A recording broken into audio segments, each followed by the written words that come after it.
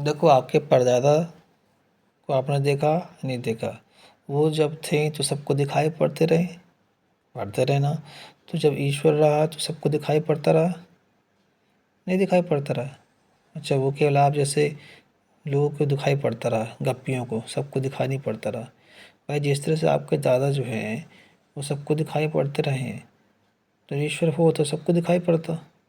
ऐसा था कि आपके दादाजी सबको दिखाई पड़ते रहे, आपके पड़ोसी को नहीं दिखाई पड़ते रहे क्योंकि दूसरी जाति का था वो? नहीं।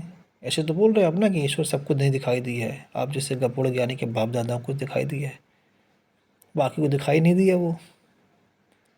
तो जब दादाजी सबको दिखाई पड़ते रहे हैं आपके परदादा, तो ईश्वर सबको दिखाई देना चाहिए था। नहीं दिखाई दिया मतलब नहीं था। अच्छा, दूसरी बात करते हैं, आज आपके परदादा कहाँ हैं? नहीं है? क्यों नहीं भाई? क्योंकि मर गए। तो आज ईश्वर दिखाई पड़ता है? भाई कल दिखाई पड़ता रहा ना, आपके परदादा के परदादा के परदादा के बाप को दिखाई पड़ता रहा है। तो आज तो जब दिखाई पड़ता रहा जिंदा रहा, अब दिखाई पड़ रहा क्या? नहीं पड़ रहा, तो मतलब मर गया। अब तीसरी बात यह है कि आपका परदादा किसने बताया कि ईश्वर है? उसके परदादा को किसने बताया कि ईश्वर है? बहुत पुरानी बात करेंगे, बहुत पुरानी अतीत में चले जाएंगे, हजारों पीढ़ी पहले चले जाएंगे। तो किसने बताया इसको? किताब ने बताया। किताब किसने लिखी? किसी आदमी ने लिखी। उस आदमी ने क्या लिखा क्या नहीं लिखा, सरल सही लिखा गलत लिखा, इसका कोई प्रमाण है? आप उसकी लिखी बात को सही मानते चले आ रहे हो। और जब उसने देखा या उसको दिखा ईश्वर, तो आज सबको दिखना चाहिए था। तो जिस आदमी के प्रमाण के आधार पर आप ईश्वर के होने को सही मान रहे हो, उस आदमी के पास कोई प्रमाण ही नहीं है ईश्वर के होने का, जिसकी बात पे आप माने चले आ रहे हो। तीनों बातों पे ईश्वर नहीं है, ये सिद्ध हो रहा है।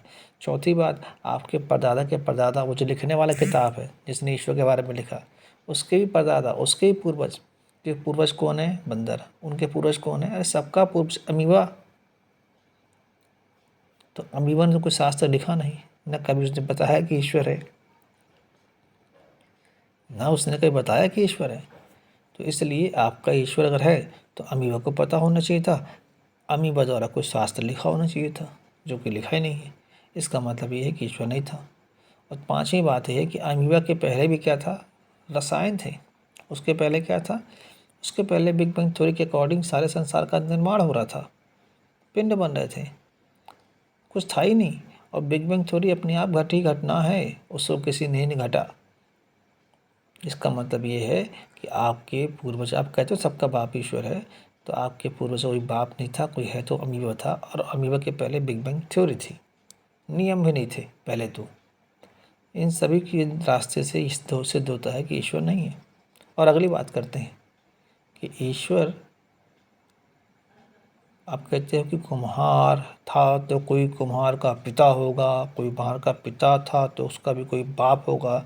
तो भैया तुम्हारे ईश्वर का भी तो कोई बाप होगा, और बिना बाप के हो गया? बिना बाप के अपने आप बन गया? सबका कोई बाप है तो कौन खुदा का बाप? और बिना बाप के बन गया कैसे अपने आप? तो किसी ने सही कहा है कि ईश्वर के तीन पिता, भय लालच अज्ञान, इसी ने ईश्वर को जन्म दिया। इन सारी बातों से सिद्ध होता है कि ईश्वर नहीं है, और आपकी गप ज्ञानी बातें ईश्वर को सिद्ध करने के लिए किसी को अपमानित करने का प्रयास करती हैं, न कि सीधे ईश्वर को सिद्ध करने की बात करती हैं। अगर ईश्वर है तो आपको सीधे सिद्ध करो कि ईश्वर है। अरे चारा अपने आप उग रहा है, पेड़ों में फल अपने आप लग रहे हैं, बीजों से फिर अपने नए वृक्ष बन रहे हैं, नए पौधे बन रहे हैं, ये सब अपने आप हो रहा है। ये तुम्हारा कोई बाप नहीं कर रहा है, ये सब अपने आप हो रहा है। इस तरह से अपने आप सबका जन्म हो रहा है, कोई प्रक्रिया है, उस प्रक्रिया से गुजरते हुए ये घटनाएं घट रही हैं, जन्म होते चले आ रहे हैं। आज़ादी के पहले इतनी आत्माएं नहीं थी, इतने लोग नहीं थे भाई, 32 करोड़ लोग थे देश में, आज देखो 140 करोड़ हो गए। ऐसा लग रहा कि आत्मा भी आत्मा पैदा कर रही है। और भैया सब मोक्ष के लिए गए थे इलाहाबाद, सबके बाप दादाओं ने वहाँ कर्मकांड किए हैं मुक्ति मोक्ष के लिए। तो 32 करोड़ की आबादी फिर 140 करोड़ कैसे हो गई? सब लौट के आ रहे हो क्या? और एक एक बच्चा और पैदा करके लेके आ रहे हो वहाँ से? कोई कहीं नहीं मरने के बाद जाता, न कोई किसी का भाग्य बनाता, सब कुछ अपने आप घटित घटनाएं हैं। मनुष्य से मनुष्य जन्म ले रहा है, पैदा करोगे तो पैदा होगा, सीधी सी बात है। पैदा करना बंद कर दोगे तो पैदा होना बंद हो जाएगा। लेकिन न तो कोई आत्मा चला रही है, न कोई परमात्मा चला रहा है, न कोई किसी का ऊपर परलोक वाले का अंश है, न कोई मुक्ति है न मोक्ष है। ये सब धंधे हैं आपको बरगलाने के।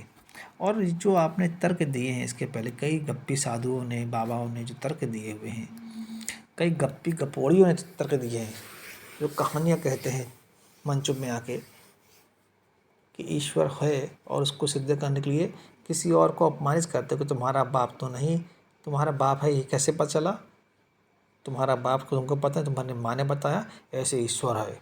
अरे ये तो ईश्वर को सिद्ध करने वाली बातें नहीं हुई। आप तो सिर्फ ये सिद्ध कर रहे हो कि उसका बाप है या उसका बाप नहीं है। इससे ये सिद्ध होता है। इससे ये सिद्ध कैसे हो कि ईश्वर है या ईश्वर नहीं है। ईश्वर को सिद्ध करना है तो आप सीधे उसके प्रमाण दीजिए।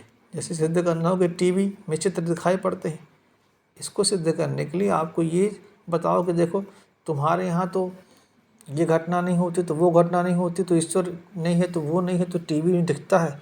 ये कोई बात थोड़ी होती है। टीवी में दिखता है, इसको दिखाने के लिए टीवी चालू करना पड़ेगा। ईश्वर है इसके लिए आपको ईश्वर दिखाना होगा, और कोई मार्ग नहीं है। समझ में आई बात? धन्यवाद।